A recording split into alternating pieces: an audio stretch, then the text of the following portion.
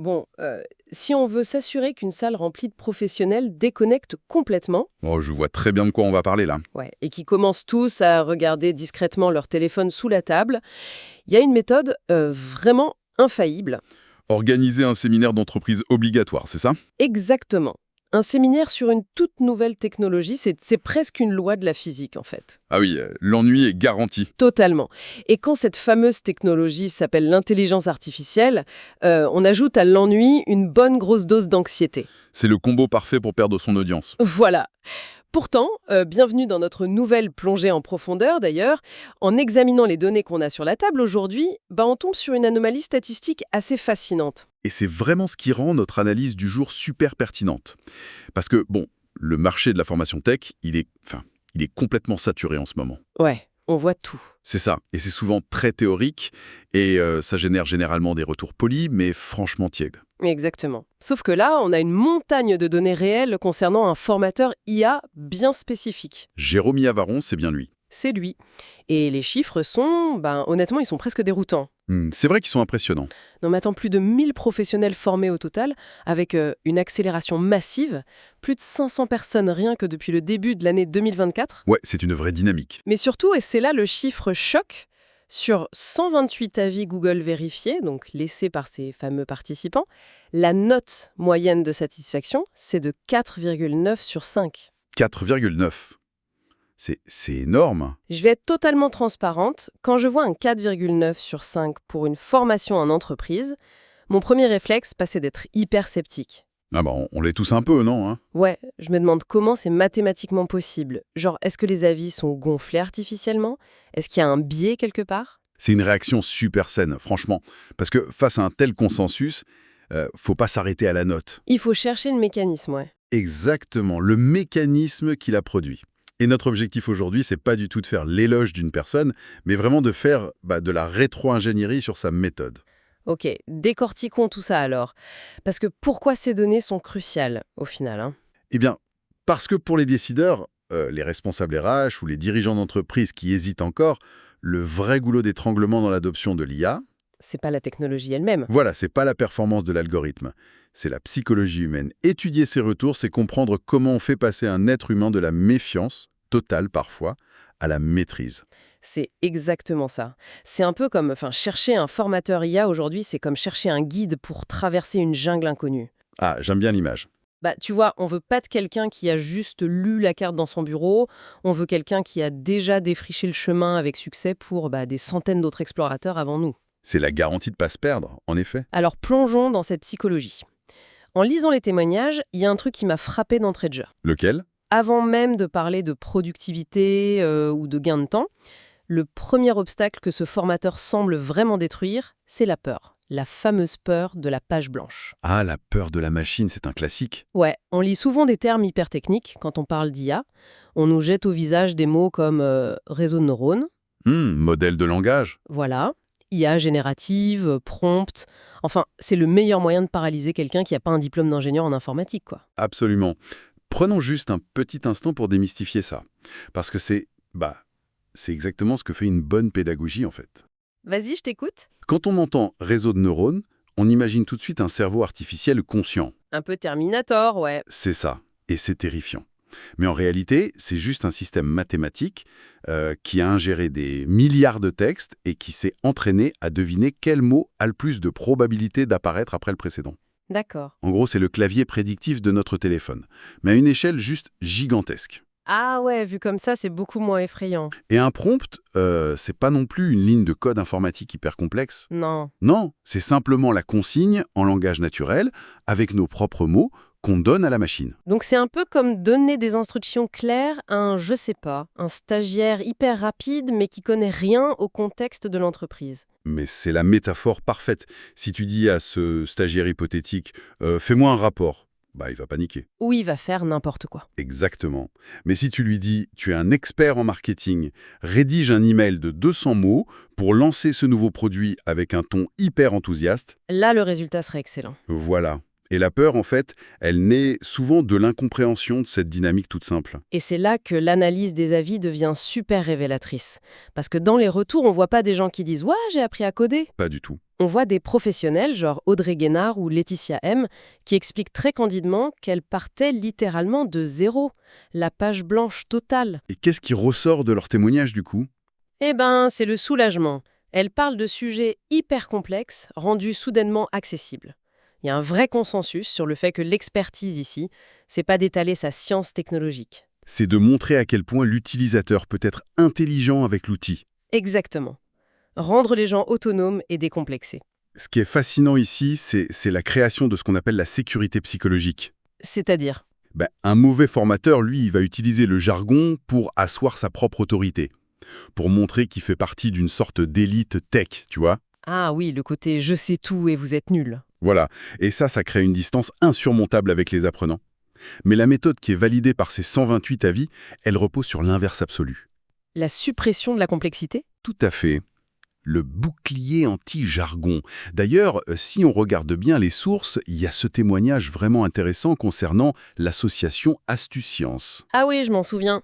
Jérôme Iavaron est intervenu pour expliquer l'IA générative à un public de scolaires, des jeunes. Franchement, expliquer les algorithmes à des ados, si un public plus difficile à captiver qu'un comité de direction, c'est bien les adolescents. C'est clair. Et le fait qu'il y parvienne, qu'il arrive à adapter la matière à des jeunes, ça démontre une maîtrise structurelle absolue de son sujet. Parce qu'il faut vraiment comprendre le truc pour le simplifier à ce point. Quand tu maîtrises profondément un concept, tu peux le dépouiller de son jargon sans en perdre l'essence. Donc l'objectif de cette première phase, selon les données, c'est vraiment la décomplexion totale. Et pour illustrer ça, il y a une anecdote dans la pile de sources qui m'a fait beaucoup rire. C'est tout simplement savoureux. Je crois savoir de laquelle tu parles. C'est l'avis laissé par un certain Amarantiano. Oui, Il écrit, et je cite, « Grâce à cette formation, j'ai enfin réussi à apprivoiser un peu ChatGPT, au point que c'est lui qui rédige cet avis pendant que je bois mon café. » c'est génial.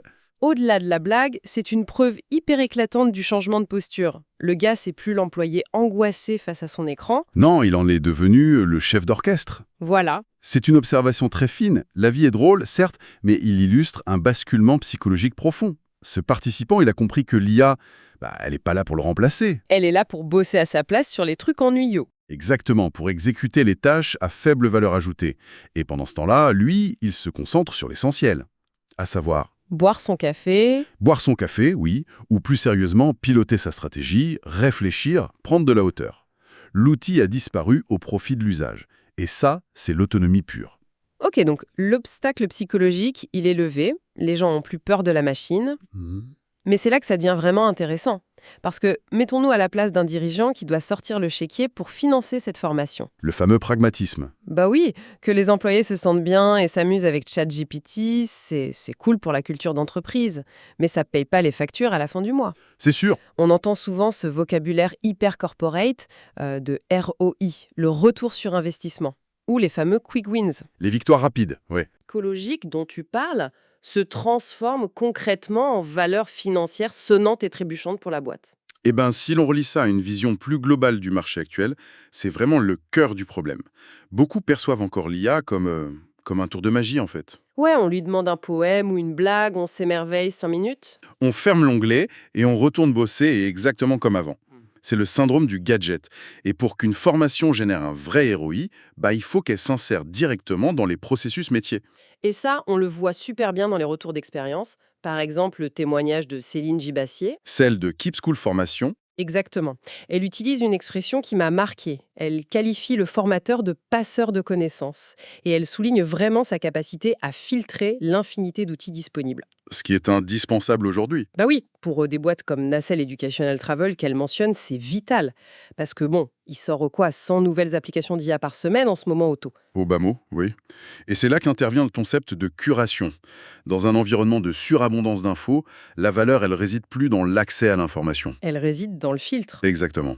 Le mécanisme ici, c'est d'analyser tout le bruit du marché pour ne garder que les 2 ou 3 outils qui sont vraiment matures. Sécurisé aussi. Sécurisé et surtout pertinent pour un usage professionnel tous les jours. Ça évite aux entreprises de s'éparpiller ou de jeter de l'argent par les fenêtres avec des solutions éphémères. Donc, le tout premier gain de temps, c'est juste de ne pas avoir à tester soi-même des dizaines de trucs inutiles. C'est déjà un gain énorme. Mais après, concrètement, sur le terrain, comment on évite ce syndrome du gadget IA? Comment on s'assure que le lundi matin à 9 heures, l'employé, il utilise l'IA pour son vrai boulot? Les avis mentionnent souvent une approche très spécifique, Oui, l'approche en deux temps. La théorie le matin et l'après-midi. la pratique pure, sans filet. Pierrick Drévillon en parle super bien. Il évoque une mise en œuvre opérationnelle en deuxième partie de journée et il décrit ça comme une véritable révélation. Et voilà le mécanisme de transformation.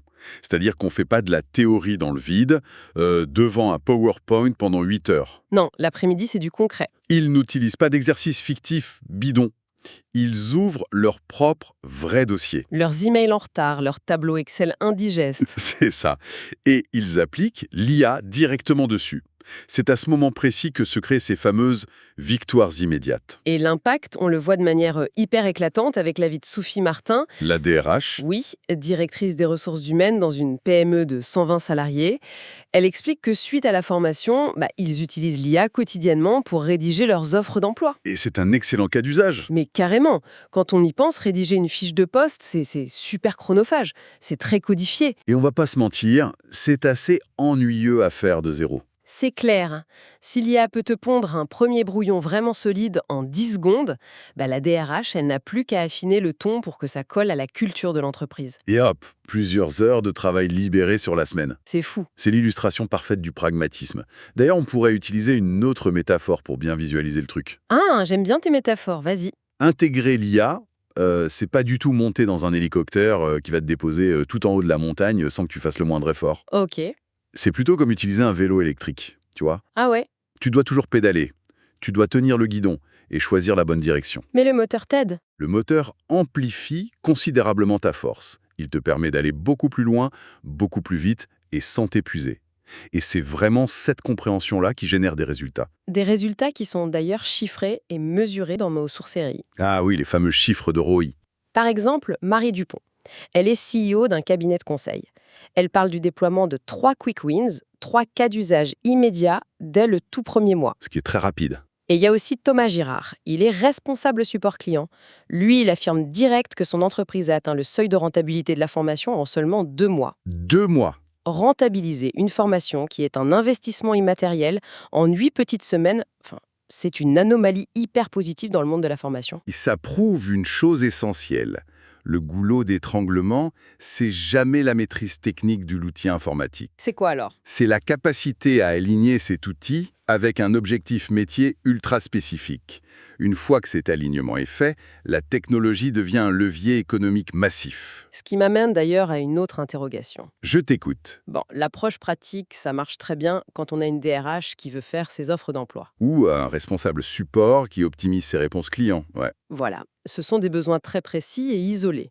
Mais l'IA, c'est censé bouleverser tous les métiers, de A à Z. Absolument tous. Alors comment on fait quand les audiences changent du tout au tout? Parce que je regardais la liste des entreprises formées dans nos sources, la diversité des profils donne un peu le tournis. C'est le défi majeur de l'exercice. On passe de toutes petites entreprises à des indépendants, jusqu'à des grands groupes ou des structures industrielles. Enseigner une technologie aussi transversale à des publics si différents, c'est très risqué. Le risque de proposer un programme taille unique, il est énorme. Parce que ce qui intéresse un développeur, Va profondément ennuyer un directeur commercial. c'est ça. Et dans les sources, on a 2 exemples qui s'opposent totalement pour illustrer ça. Lesquels? D'un côté, on a l'approche hyper intimiste, Valentin M par exemple. Ah oui, la petite équipe. Voilà, il a fait venir Jérôme pour former son équipe de 4 personnes, un tout petit groupe avec la moitié de novices complets. Donc là, on imagine un accompagnement sur mesure. Totalement. Le formateur crée un cocon, il prend le temps pour chacun, on comprend bien la logique. C'est presque du coaching. Mais ensuite, et c'est là que ça se corse, tu regardes le post LinkedIn de Bruno Amathieu. Il est dirigeant d'une PME industrielle. Et il parle d'une session totalement différente. Exactement.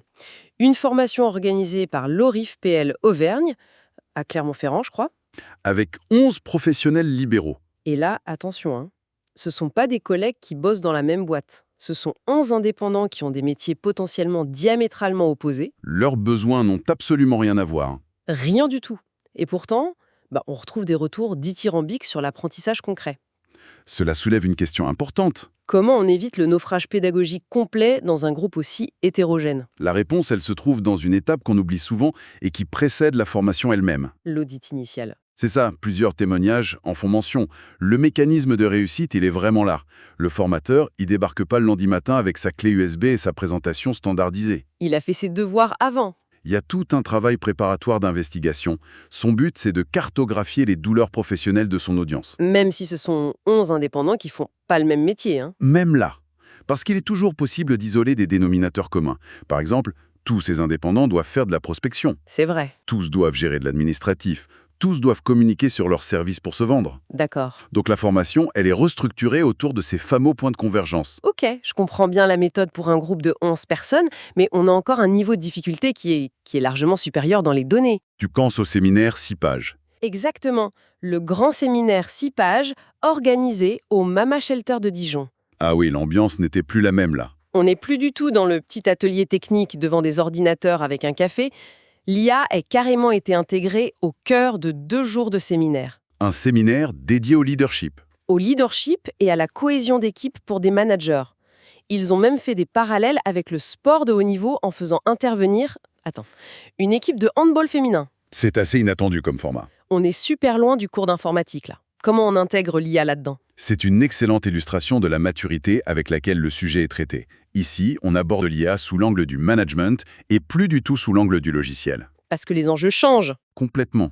Pour des managers, le but, c'est pas seulement de savoir rédiger un email plus vite, comme on disait tout à l'heure. C'est quoi alors? L'enjeu, c'est de comprendre comment cette technologie va modifier la prise de décision. Comment elle change la délégation des tâches, l'organisation même de leurs équipes au quotidien. Et le parallèle avec le sport de haut niveau, il est super puissant. Pourquoi ça? Parce qu'il permet de parler d'optimisation de la performance, d'adaptation rapide face à l'imprévu, de stratégie. C'est le fameux effet caméléon. Exactement. Il s'adapte parfaitement à l'écosystème managérial. Et puis, il y a l'épreuve de force ultime dans nos sources, la gestion des foules. Ah oui, les très grands groupes. Les avis de Kim Smith et de ses Arnaud Zmig m'ont vraiment interpellé là-dessus. Ils parlent de sessions avec beaucoup de monde, c'est ça? Ils expliquent que Jérôme a animé une session sur l'IA générative face à 40 personnes. 40 personnes en même temps dans une salle. C'est un sacré défi. Si je me retrouve dans une salle de formation avec 39 autres personnes, en général, je me cache au fond près du radiateur et je trie mes emails en attendant que ça se termine. C'est le réflexe naturel de survie en séminaire. Oui. Dans un groupe de cette taille, c'est obligé. T'as des passionnés de tech qui vont poser des questions hyper pointues. Tu as les sceptiques qui croisent les bras en soupirant. Et t'as ceux qui paniquent complètement dès qu'il faut ouvrir un navigateur web. Comment il fait pour pas perdre la moitié de la salle en route? C'est là que l'analyse des retours fait émerger une compétence humaine à laquelle on ne s'attend pas forcément. Qu'est-ce qu'ils disent? Arnaud Zmich, par exemple, il utilise un mot très précis. Il parle d'une approche bienveillante. Bienveillante? C'est pas commun pour de la tech? Non. Il souligne que l'intervention est restée très pro, mais très bienveillante. Parce que, dans le milieu de la technologie, on a souvent tendance à valoriser la virtuosité. Ouais, le côté je tape hyper vite sur mon clavier et je fais des miracles. Au détriment de l'empathie. Or, maintenir l'attention de 40 personnes si différentes, ça demande une véritable empathie intellectuelle. C'est-à-dire comprendre où il bloque. Exactement. Il faut valider les craintes des plus anxieux, sans pour autant ralentir le rythme, pour ceux qui sont plus avancés et qui s'ennuieraient. Un vrai jeu d'équilibriste? C'est une gestion du tempo, de l'espace, qui révèle une énorme expérience du terrain. Le formateur, il se bat pas contre l'hétérogénéité de son groupe. Il fait avec. Mieux, il l'intègre directement dans son animation. Si on prend un peu de recul sur toutes ces données qu'on vient de décortiquer aujourd'hui, On a vu beaucoup de choses. on a commencé au tout début de l'analyse en se demandant si une moyenne de 4,9 sur 5 sur 128 avis Google pour une formation IA, c'était pas une illusion statistique. Et on a la réponse. Ouais, au final, on s'aperçoit que c'est pas du tout de la magie, c'est de la pure ingénierie pédagogique. On a mis en lumière un processus hyper clair. Tu nous fais le récap. Allez, d'abord on abaisse la barrière de l'anxiété. En déconstruisant le jargon, oui. Ensuite, on joue le rôle de filtre, on écarte le bruit pour ne garder que l'essentiel des outils. La fameuse curation. Puis, on met direct les mains dans le cambouis avec les vrais dossiers des participants, le fameux vélo électrique, pour créer des quick wins l'après-midi même. L'approche anti-gadget. Et enfin, on adapte tout ce cadre grâce à un audit fait en amont, à la taille et au secteur précis de l'audience. Que ce soit 4 novices ou 40 managers au Mama Shelter. C'est une excellente synthèse. Et c'est vraiment la conclusion majeure qu'il faut en tirer. Alors qu'est-ce que tout ça signifie au final pour ceux qui nous écoutent? Eh bien, l'accumulation de ces témoignages, qui vont des plus petites structures indépendantes aux très grands groupes, ça constitue ce qu'on appelle la preuve sociale ultime. Le filet de sécurité? Pour une entreprise, tu le sais, choisir un prestataire externe pour accompagner une transition technologique majeure, c'est un risque énorme. On a peur de se tromper, de perdre de l'argent. Et ces données, elles démontrent que le choix d'une approche centrée sur l'humain et sur l'application opérationnelle immédiate, c'est le moyen le plus sûr de neutraliser ce risque. Ça garantit l'adoption? On garantit que l'investissement, en temps et en budget, se traduira par une vraie utilisation de l'outil par les équipes. Ce qui enlève quand même un poids considérable des épaules de tout décideur RH ou de tout patron qui hésiterait encore à franchir le pas de peur de se planter de partenaire. Exactement.